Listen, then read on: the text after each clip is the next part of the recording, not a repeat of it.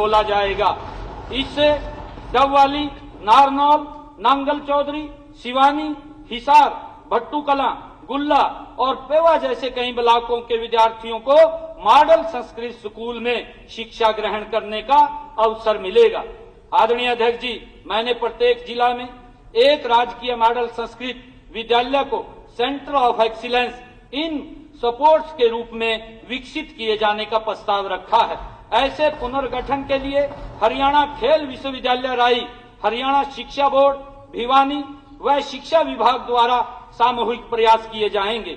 इसी तरह मैंने प्रत्येक जिला में एक राजकीय मॉडल संस्कृत विद्यालय को centre of excellency in skills के रूप में विकसित किए जाने का प्रस्ताव भी रखा है।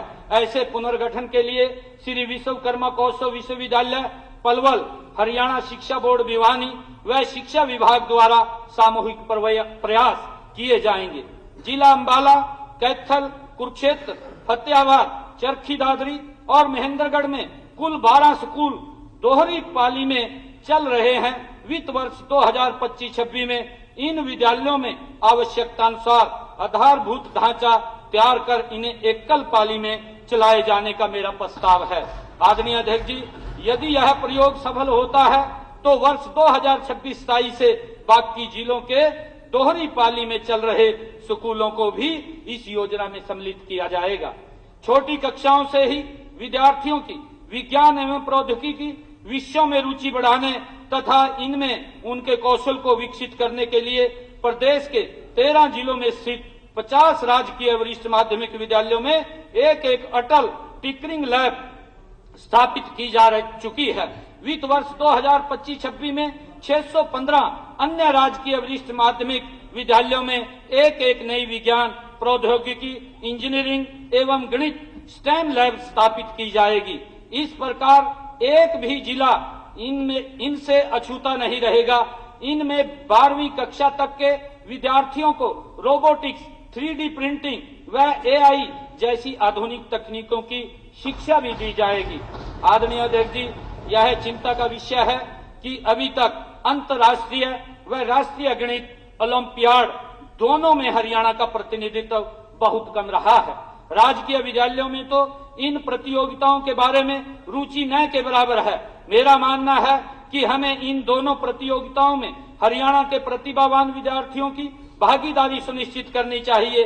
जैसे खेल प्रतिस्पर्धाओं में हमारे बच्चे अंतर्राष्ट्रीय व राष्ट्रीय प्रतियोगिताओं में मेडल जीत कर लाते हैं, कोई कारण नहीं है कि गणित ओलंपियाड में वे ऐसा न कर पाएं। अतः प्रदेश के विद्यार्थियों में गणितीय सोच को बढ़ावा देने के लिए 10वीं से 12वीं कक्षा के विद्यार्थियों के लिए हर वर्ष हरियाणा मैथ ओलंपियाड आयोजित कराई जाएगी। इससे राजकीय और निजी दोनों प्रकार के विद्यालयों में पढ़ने वाले विद्यार्थी भाग ले सकेंगे। माननीय अध्यक्ष जी, इसमें प्रथम, द्वितीय एवं तृतीय स्थान प्राप्त करने वाले विद्यार्थियों को क्रमशः 1 लाख रुपए, 51,000 रुपए तथा 25,000 रुपए की समान राशि प्रदान की जाएगी करने का मेरा प्रस्ताव है। चौथे से लेकर के 100वें स्थान प्राप्त करने वाले सभी विद्यार्थियों के लिए यह राशि 10,000 रुपए होगी। ये आदरणीय अध्यक्ष जी, स्टेम को बढ़ावा देने के ही उद्देश्य से 6ठी से 12वीं कक्षा के मेधावी विद्यार्थियों को इसरो, DRDO तथा भामा परमाणु अनुसंधान केंद्र जैसे तकनीकी संस्थानों का भ्रमण कराया जाएगा ताकि उन्हें उन्नत तकनीकों का प्रत्यक्ष अनुभव मिल सके। आदरणीय अध्यक्ष जी, आज वैश्विक व्यवस्था में अधिक से अधिक भाषाओं के ज्ञान का बहुत महत्व है।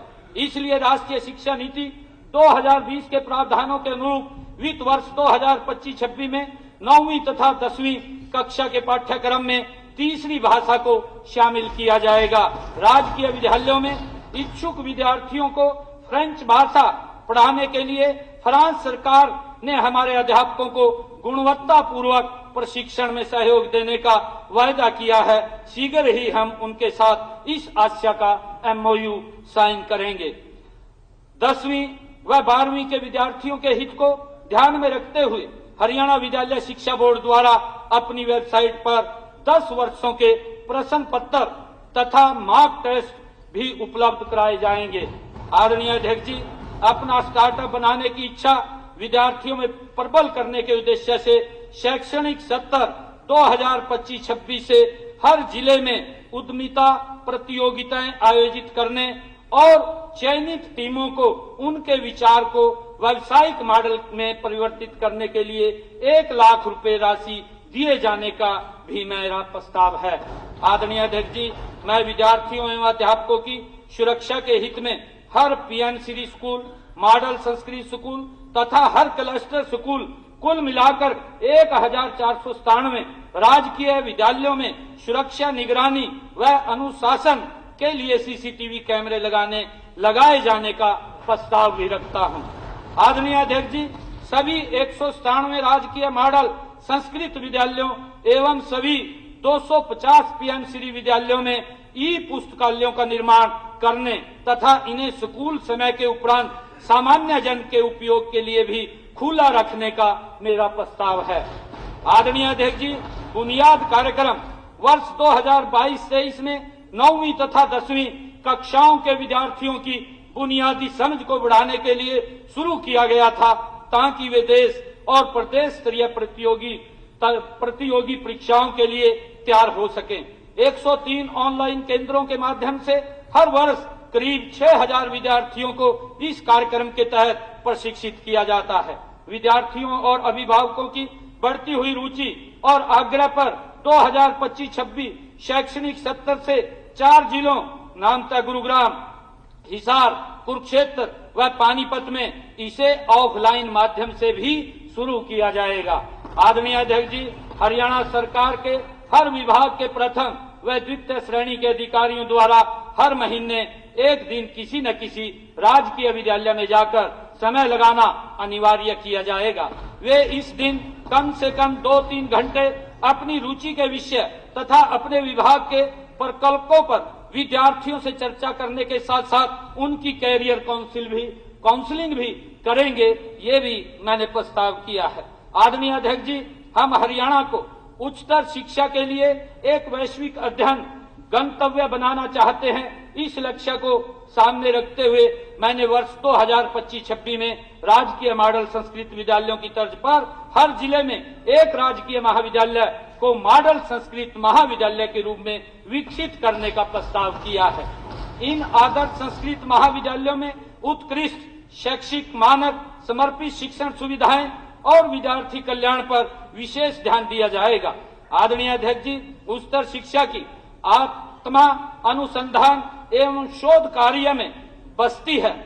इस और अभी तक तुलनात्मक कम ध्यान दिया गया है। अतः मेरा हरियाणा के महाविद्यालयों और विश्वविद्यालयों में विद्यार्थियों एवं अध्यापकों द्वारा अनुसंधान को बढ़ावा देने के लिए 20 करोड़ रुपए के प्रारंभिक आवंटन से हरियाणा राज्य अनुसंधान कोष बनाए जाने का प्रस्ताव मैं रखता हूं। आदरणीय अध्यक्ष जी, अभी महाविद्यालयों के स्टेम पाठ्यक्रमों में लड़कियों की संख्या बहुत कम है।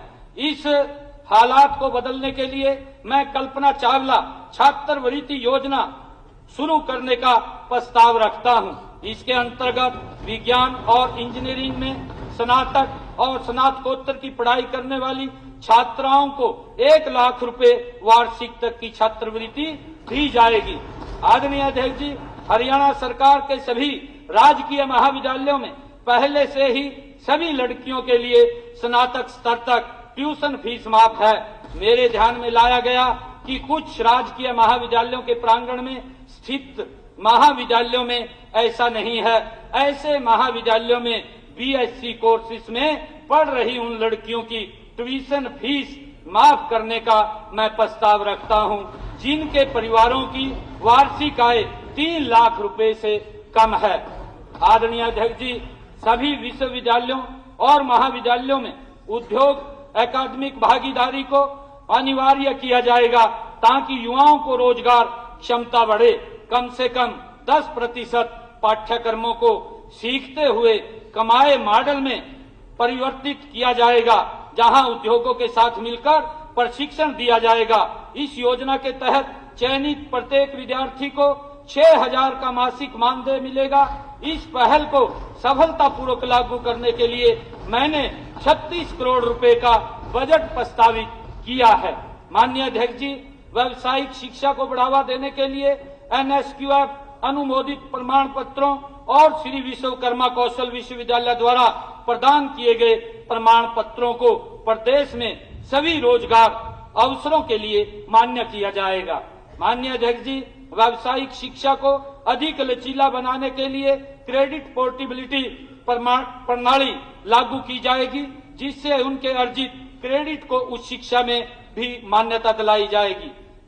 माननीय अध्यक्ष जी, विश्व कौशल ओलंपिक में हरियाणा के पदक विजेताओं को 10 लाख रुपए तक का नगद पुरस्कार दिया जाएगा। यदि वे स्वयं अपना व्यवसाय शुरू करना चाहें तो सरकार द्वारा 10 लाख रुपए की आर्थिक सहायता भी प्रदान की जाएगी। यदि वे उद्यमिता में रुचि नहीं रखते तो उन्हें हरियाणा के स्कूलों, ITI, पॉलिटेक्निक और कॉलेजों में कौशल प्रशिक्षक के रूप में रोजगार दिया जाएगा।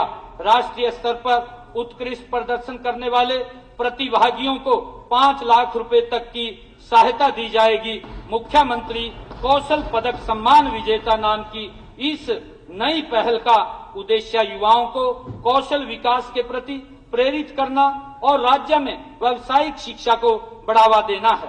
आदरणीय अध्यक्ष जी, मुख्यमंत्री युवा कौशल सम्मान योजना नामक एक अन्य नई योजना के तहत राज्य के स्नातक और स्नातकोत्तर अंतिम वर्ष के 2000 विद्यार्थियों को प्रतिष्ठित उद्योगों और कंपनियों में इंटर्नशिप के अवसर उपलब्ध कराए जाएंगे। इस दौरान उन्हें हर माह 10,000 रुपए का मानदेय दिया जाएगा। इस पहल से शैक्षणिक ज्ञान और व्यवहारिक कौशल के बीच का अंतर कम होगा और युवाओं को रोजगार के बेहतर अवसर मिल सकेंगे। आदरणीय अध्यक्ष जी, हरियाणा के सभी राजकीय शैक्षणिक संस्थानों के पुस्तकालयों, प्रयोगशालाओं और कार्यशालाओं को आम जन के लिए भी खोला जाएगा। इससे वे अपनी ज्ञानवर्धन की इच्छा को पूरा कर सकेंगे और नवाचार व उद्यमशीलता के लिए संसाधनों का उपयोग कर पाएंगे। यह पहल राज्य में शिक्षा और नवाचार को लोकतांत्रिक बनाने की दिशा में एक बड़ा कदम सिद्ध होगी। आदरणीय अध्यक्ष जी, यह हर्ष की बात है कि हमारे सरकारी तकनीकी संस्थानों से पढ़ने वाले बच्चों की मांग देश में व विदेश में बढ़ रही है। इसलिए राज्य सरकार के नीलोखेड़ी, करनाल और पन्नीवाला मोटर शिक्षा में स्थित 2 इंजीनियरिंग संस्थानों को हरियाणा प्रौद्योगिकी संस्थान HIT में अपग्रेड किए जाने का मैं प्रस्ताव रखता हूं। आज प्रदेश में कई बहुतकनीकी संस्थान हैं। इन सब में प्रतिस्पर्धा की भावना को जागृत करने के लिए एक पुरस्कार योजना शुरू की जाएगी, जिसमें विभिन्न मापदंडों जैसे कि प्लेसमेंट, परीक्षा परिणाम, मशीनरी व उपकरणों की उपलब्धता, स्टाफ की स्थिति, अनुशासन, खेल आदि के आधार पर प्रथम स्थान प्राप्त करने वाले संस्थान को 50 लाख, द्वितीय स्थान पाने वाले संस्थान को 25 लाख रुपए तथा तृतीय स्थान पाने वाले संस्थान को 10 लाख रुपए की धनराशि प्रदान की जाएगी। आदरणीय अध्यक्ष महोदय, समय के अभाव के चलते इस माननीय सदन के समक्ष केवल कुछ चुनिंदा प्रस्तावों के बारे में मैं ही बताया है। विभाग की सभी योजनाओं के प्रस्तावों के लिए वर्ष 2024-25 के संशोधित अनुमान की तुलना में स्कूल शिक्षा विभाग की आवंटित राशि को 8.10% से बढ़ा करके 17,848.70 करोड़ रुपए, उच्चतर शिक्षा विभाग की आवंटित राशि को